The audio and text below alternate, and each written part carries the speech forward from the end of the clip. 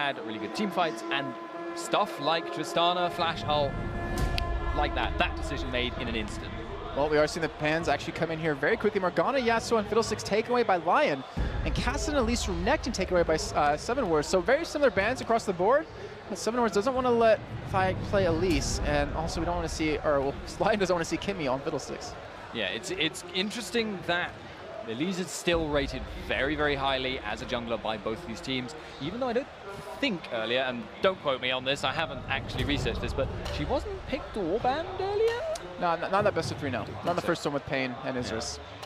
So a little bit surprising because these two teams therefore are clearly valuing different aspects of these champions. It's, do you value an AoE teamfight contributor like Zac or Amumu, or do you value a single target, assassin-y slash bruisery thing, I don't know what Elise really actually falls under, that can snowball the game really hard. Assassin-y, bruiser, she kind of does everything. AP middle. She has auto-attack jungler. damage, she has magic damage, she has percent damage, she has a movement skill, she has literally every single possible thing in her, on her.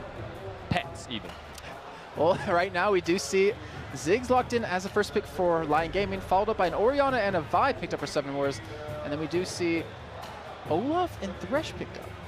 Okay, well, Olaf is a very, very strong jungler and top lane at the moment, but situationally, it implies you want a certain kind of composition, implies you want to be diving in really, really hard. And I've actually got to say, I don't like that pickup against what Seven Wars had already locked in. Orianna Vi is spelling wombo combo hard engage. That is saying they may pick Maud. That actually, okay, so Maud, it's very unlikely because mid lane is not available, but potentially would actually be quite a good follow-up to that combo. But if you're picking Olaf, he doesn't peel very well. He dives very well, but that's not necessarily what you want to be doing up against this comp. Yeah, you can't really peel him at all unless he's like some sort of ground barrier for him, like a wall or whatnot. But we do see Annie and Lucian picked up here. Very strong combo, and it was picked after they saw Thresh, so they knew that Leona wasn't going to be a possibility, and they felt safe going with Annie. Well, Annie is still probably, if you're going to just say, I'm going to go with one support for the rest of my life at the moment, I think most teams would say Annie. A lot of people would probably say Thresh, and a lot of people would say Leona, you know, but it's slightly more than a personal preference because Annie is always strong in any lane, and she can late game flash Tibber's bomb, which is just the best engage, short of like Malphite, but it's bigger than Malphite. It's incredible. Yeah, and we're going to see if they can use it this time. We saw obviously in the best of three just prior, and we saw Pain quick enough to flash out of it, that Flash Tibbers late game coming out of Isurus. But we do see Ezreal, we do see Mundo actually picked up. So we're going to see Mundo, I want to say top lane, and Olaf in the jungle. Okay, now Seven Wars hovering over Rumble. As a counter to Mundo, I'm not sure I'd like that. Shyvana I would like. Obviously, Blade of the Ruined King Shyvana versus Mundo does very, very, very well. But the question is, of course, which one are you going to end up against? Because technically, Mundo or Olaf could jungle. They're inclined to say Rumble. Okay, I'm just saying right now, Rumble versus Mundo is a matchup I would extremely favor Mundo because he will tank through Rumble's damage early and he will get to be too tanky for him to deal with. One thing I do like about the Rumble, though, I'll say this, is that you can control an area, you can control a team, basically. Like, for instance, say Olaf overextends, put it in right behind him, it makes it so he's all by himself. Or you can use it behind the entire team, let Vi maybe get an engage off, and then you can kind of snowball all of that within it. With the Orianna ultimate pulled them all together, and then Annie AoE stun after that. So it's interesting, and I really want to see how it works in lane because they obviously had a nice late game composition last game, like you were saying before. But they still won early, so it didn't even matter what their composition was late game. And I wonder if they can do the same thing here. Yeah, and that's actually the strange thing here, though, because thinking about the potential for Shyvana pick, that has a lot more potential to snowball a lane to get ahead, which is what happened last time, and I don't see why they should change that strategy around. That does appear to be something they're not doing this time. It may be they're going to seek a 1v2 here. Ezreal Thresh would push very, very slowly. Lucian Annie would push much, much faster, and Rumble does very, very well in a 1v2, but you always have to consider that imbalance inbuilt into the map on the current patch. The damage reduction on towers is just huge. And also to remind you guys at home, every champion is available here to be played, and Ezreal has a slight, I don't want to even say really bug, but he has a slight change in him, unfortunately. Not listed. Yeah, well, yeah, not intentional. That was the word I was looking for. Thank you. Where his Q actually reset his auto attack animation. So every team was notified of this. So Sia will know about that. It could be a detriment. It could be a positive thing, seeing on how they use it. But we're going to get this game underway momentarily here. And looking at both compositions, who do you really favor here early on, and who do you really favor later? Well, this game, it's a lot more even than it was last time. Seven Wars definitely have a strong early bot lane, and arguably, I think, probably actually inarguably a stronger bot lane early on, just pretty much no matter what situation they end up, because Ezreal has problems in the early game unless he can get, an open field where he suddenly becomes amazing. In this situation, though, with the Rumble that will push back Mundo early on, I gotta say, I don't really favor, I don't really favor that Rumble in terms of actually doing anything to Mundo in the long run. Oh, this could be dangerous right here. We do have Lyon going for an invade on this top, so they do have everyone there. They do land the hook on his hands. He's going to get caught here, but will he be able to escape as he does get slow? He forced the flash right away, and it looks like he just might do it, but they're going to dive under the turret. They're going to get first blood over to Thyak. The jungle here for Lyon. Fantastic little bit of a trick right there. Able to get that hook on the Xantans, and able to get that first blood. Now, I hate to be the hype killer here. Yuri, I think, may have forgotten which button his barrier was bound to. He barriered. I couldn't tell you why, other than it being an error, but Seven was really, really smart, going for the counter invade. They know that if they want to go for this, their man is going to be back up. If they want to go for a 5-on-5, they could do it. And at the very least, it's an opportunity to ward, but they're not going to do that. I know why he did do it, his barrier. Why? It's a mind game. Mind game. He's like, I can beat you middle without barrier, but we'll see how that goes out a little bit later on. But we're going to have some more. Gank me. Yeah, they're going to start off at their blue buff here. Not actually going to go for an invade at all, but we do see a very early pink ward put down in this bush here by Thyak. Getting that early pink ward down is really, really nice, because obviously having a pink in that brush, it lasts indefinitely. That gives you quite a significant edge if anyone's planning on going for any early invades. Only thing that could really bring that down is if Seven Wars have seen them do this before, if this is a common strategy they run in scrims or whatever, because if you put a pink ward in that brush and it gets found almost immediately, and it's not that big of a detour for a jungler to do, it could potentially go wrong. The other question actually is who bought the pink ward? I didn't notice it. I believe that was Thyak. Since he got that first blood, he used that little bit of extra money that he did get. Use it on that, and right now Porky, not looking too good right there. He's being chased out by Xantans right there, and we already saw Xantans forced to use his flash to escape earlier. Porky actually running a teleport here, so how do you think that fares as this game goes on? Teleport allows him to be a huge split pushing threat. If he gets ahead of Mundo, Mundo won't be able to do... if he gets ahead of Rumble, Rumble will not be able to push him out because he'll be too tanky, he'll have too much regen, and he will just grind Rumble down. That obviously means that he can then push him off the tower and utilize his teleport. Oh no, both junglers go in for it at the exact same time, and Crow, he's going for it first here. Actually does get spotted out by that warrior. He's actually being chased down here with these undertows and that blue buff, but he does have Orianna there to back him up. Brute's there to help him out if he needs to, and Porky's going for the backup as well, but they're getting close in here. 2-on-3, they do get the slow into Thyak. Porky, unfortunately, is actually going to dodge away from that. We see Yuri coming from the middle lane, and they're all fighting for this red buff here, but no one's able to capitalize on it just yet. We do have Blind, they do have a ward in that bush, they do get it.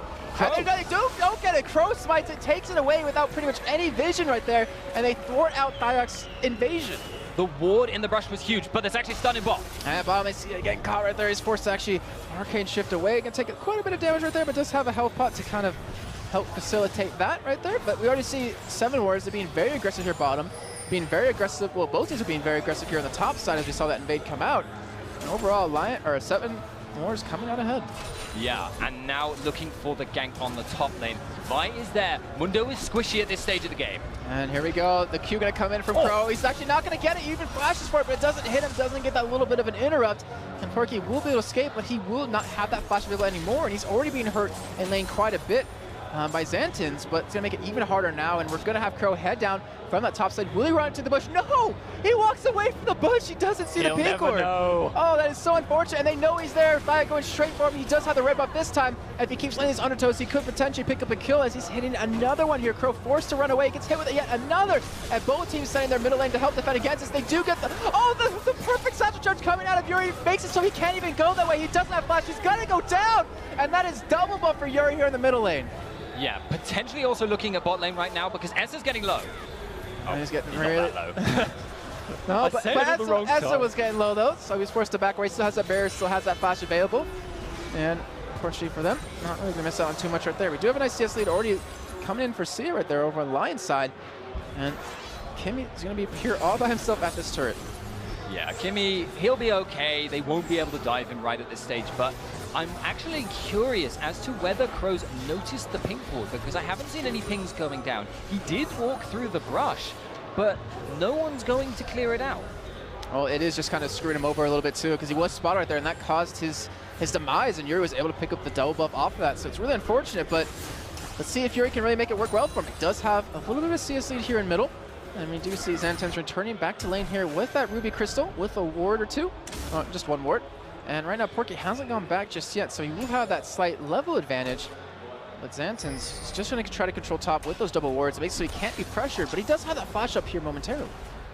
Yeah, at the moment, this game is going a lot more Lion's way than last game. I mean, obviously, by this point, last game, there must have been about this level of goal difference between the two teams, the opposite way around. So you've got to wonder, are Lyon going to be able to snowball this out? They have a lot of tools to do so.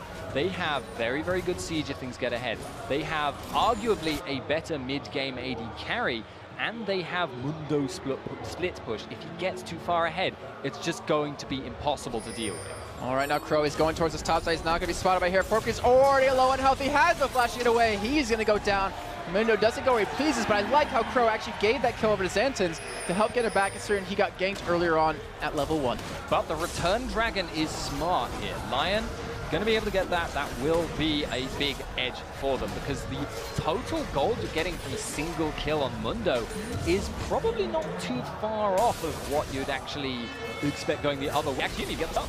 See, able to chase down, does trade decently well with Esther. There's a Flay comes in, does force him back. The hook lands on Esther. We'll see you go in on this. He does get ignited. He's going to be forced to pop that barrier, and Kimmy's trying to chase him down. He doesn't have much mana, but he does have ignite. He does the flash and the auto attack. Able to pick up the kill, and even Nerzel dives under the turret, picks the kill to Esther, but not before they turn it around. And we see Kimmy pick up 2 kills. Bloodthirsty supports all around, all the kills going to the supports, but Annie's going to outscale Thresh, which is a sentence I don't often say, but Annie is going to make more use of the gold, and the lane presence and the experience is going to go their way as well because of the bonuses on the kills. That's a nice edge for 7 Wolves. Fantastic job by Kim right there, knowing his limits, flashing in for Sia right there, forcing him away, and even Essa did a great job of just kiting Nerzel under that turret, forcing him to commit a little too deep, and fortunately for him, his depth. And right now we see those 2 kills like I said before for Kimmy. That's 2 assists going over to Essa. And just like that, just as we saw 7 Wars pretty far behind Lyon, been able to catch up and close the goal difference. Yeah, they've just put themselves pretty much back on an even footing. I'd like to note, by the way, the pink ward still stands, so it's clearly paid for itself 1,000 times over by this point. But I still have to favor Lyon's composition, just because I'm expecting, and if this turns out to be wrong for some reason, I'm going to look like a complete fool, but I am expecting Mundo will eventually get to a point where Rumble cannot deal with it, in spite of the kills. I think it depends. If I were to think about it personally, is that what about Xantens? If he gets, maybe a Leandries right away, then some sort of advantage might be mute. I obviously don't know too well, and we're going to find out throughout the rest of this game, but it goes both ways. If Porky gets that Spectral Cow, any harass that gets done onto him, going to regen it right back up. Not going to be too affected, but in the meantime, we do have back. He's visiting down towards this bottom side. They do have a Tribush in that pink, or in the pink or in the Tribush. I'm all over the place today. So he knows he's not spotted just yet, but they need to land that Thresh hook to make this happen. And right now, Kimmy, he's level 6. He has his Tibbers available. That's almost there as well, and this could be very, very, very dangerous. Yeah, he can push forward at the moment without it looking too suspicious, because they've got the slight minion push advantage, and that means Thresh can angle for the hook. But you have to be careful, and they don't know where Vi is at the moment. Well, luckily for them, Vi is actually just still farming up towards that top side, and that could be there to stop this. They're actually trying to bait it out right there with that ward coming down, trying to kill off that pink ward, and they're going to not get it here. And you see 7 Wars, they're playing very smart, very hesitant here. They know something is probably up right now, and they know that huge mini wave is pushing against them, so they can just kind of wait, sit back, and get all that free farm. And Porky's still having, it's just based off health. He's doing pretty well, I will say this. He's not winning the one-on-one duels currently, but he's ahead in CS, which is really critical. Yeah, that's a big deal. Getting the extra magic resist early on is going to mean that Rumble will have a lot of difficulty harassing him out. And Spirit Visage, once he's got that, the cooldown on his ultimate and the fact that his ultimate will heal for more. Once he's hit level 11, I just don't see Rumble having the damage to push him out, even if he gets early damage. I mean, obviously, if you get fed enough, it's going to happen eventually. There is a break point, but as long as they don't keep getting kills on Porky, I don't see it happening. All right, now Crow, the man able to help them create a kill on that top side for Xanten onto him. He's going to be looking for a gank on a bottom, but as you can see on the minimap, Fag is there as well. He's not going to be spotted. Both of them won't be spotted coming into this until they do get to that first bush here, at least for 7 War's side. And both junglers, they're looking for blood here, and we do see the hook. Unfortunately, it misses on a Kimmy right there, but you can see Fag, he's there to make this happen. We still have Crow here over towards this bottom side trying to make something happen. He's been level 7 now, hasn't had any ultimate ganks off it just yet, but now he's going to be pushing in here. He's going to be spotted by Ward if he does make his presence known. Actually, no, the ward does disappear, so he would not, well, just like I said that, put another one down, but he's looking for a gank here. He's committing a lot of time, and I'm not sure if I agree with that.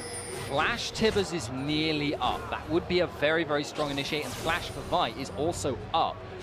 But, yeah, I have to worry about that. They know Olaf isn't there. You actually saw Vi was backing away. They saw Olaf go past the ward in the river, instantly came back again. So they feel they can make this gank happen, but like you say, I'm just not sure they can.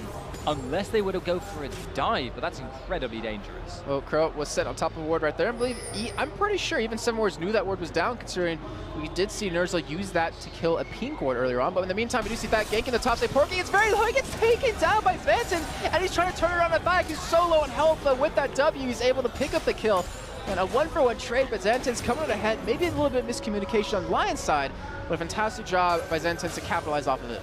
Yeah, and actually overall, that's going to put Rumble's breakpoint that I keep talking about even further away. That means that Olaf is gaining, so Mundo is actually gaining less gold from Rumble than that in that exchange, even if the team itself benefits very slightly extra from the assist goal. Well, right now, we see some items being built up here. We see the Sork Boots picked up for Xantens. We see Nomad's Medallion done for Kimmy here. What else do you see that kind of something that we should keep our eye on? Nomad's Medallion and Mobility Boots that he just picked up implies he's now going to start looking for fights. That means Vi can gank much more effectively in conjunction with the Mobility Boots, because you have to respect Flash Tibbers. So it either means there's going to be a greater amount of zoning that Thresh is going to have to be incredibly careful of, or that they'll actually get a gank off. All right, now we see mid laners still going head-to-head here in terms of CS across the board. Crow kind of getting spotted right there. We do have still a lead in the top lane for Porky currently on Mundo.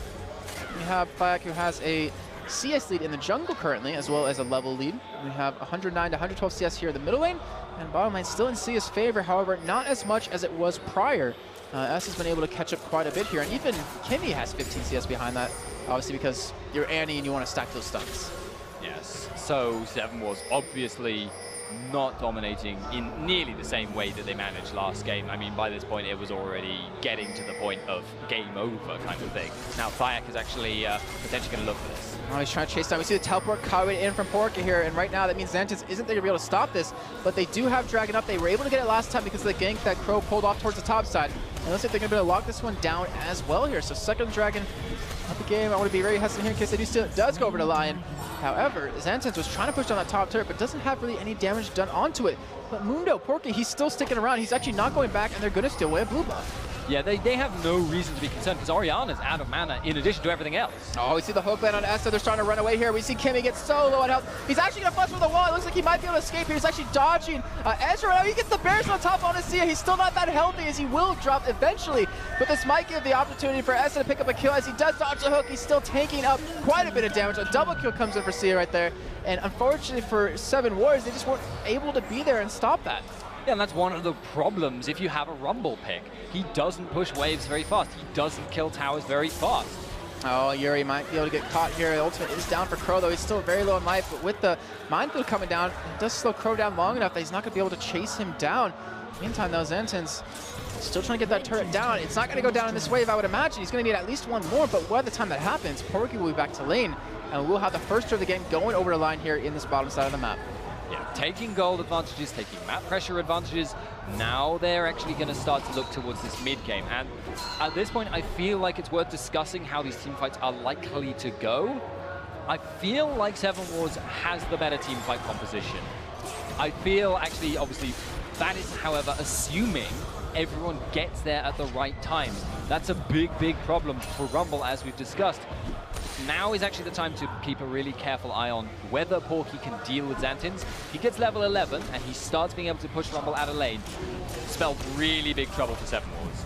Xantins is sitting on about 1,100 gold to spend. We see Brewster sitting on 2,500 gold when he does want to go back here, but he's more than happy to just keep farming up here in middle, and you're seeing Porky trying to pressure him out here just like you're saying before. He does pop the ultimate, and will be able to force him away, but will he go for the dive here? He doesn't have, obviously, an offensive summoner, but if he gets another cleave, he might be able to chase him down, but he dodges it, and that would be Porky forced away. But Crow, he's coming in from the bottom side of the map. He has the ultimate available. They could be able to pull this one off, but right now, Xantins isn't that healthy, but he will have the damage to back up. The Ignite goes up, Porky won't escape, and that will be another kill going over to Xantins. Close run stuff there, but good call, essentially, by Seven Wars.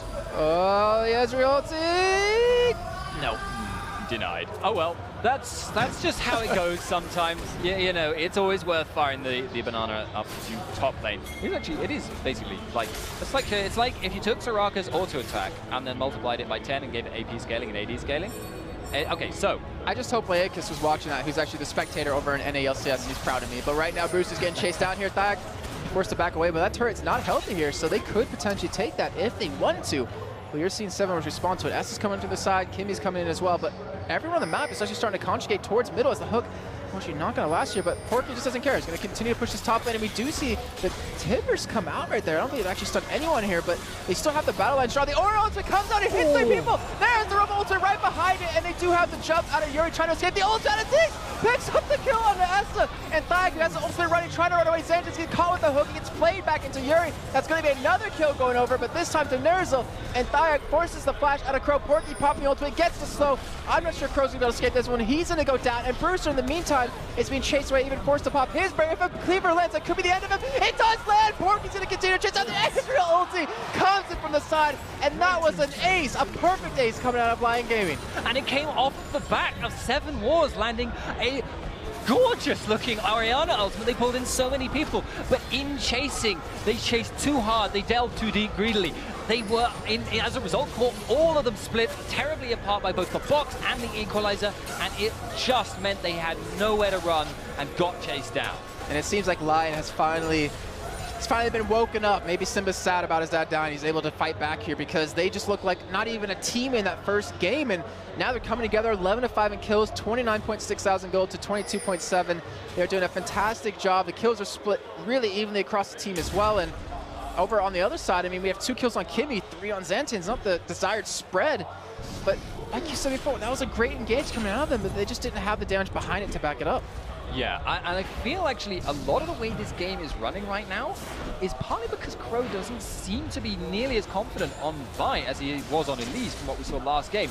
He hasn't really had that much influence. The only ganks he's been able to get are on Mundo when he's been pushed up really, really hard and actually committing to try and get Rumble himself. Well, right now we have Booster head up towards that top side. Thag is there already, as well as Crow coming in from the side. And looking for a gank, or maybe looking for a top tower push, because we see Sia, he's pushing Brewster out. They know he's there. They're pretty much zoning him at this point. And you can see Kimmy on the mini map as well as us heading up towards this top side. And still, they pretty much are forcing them to rotate here. And the thing is, if you're Seven Wars, you want to be able to farm up as much as possible right now.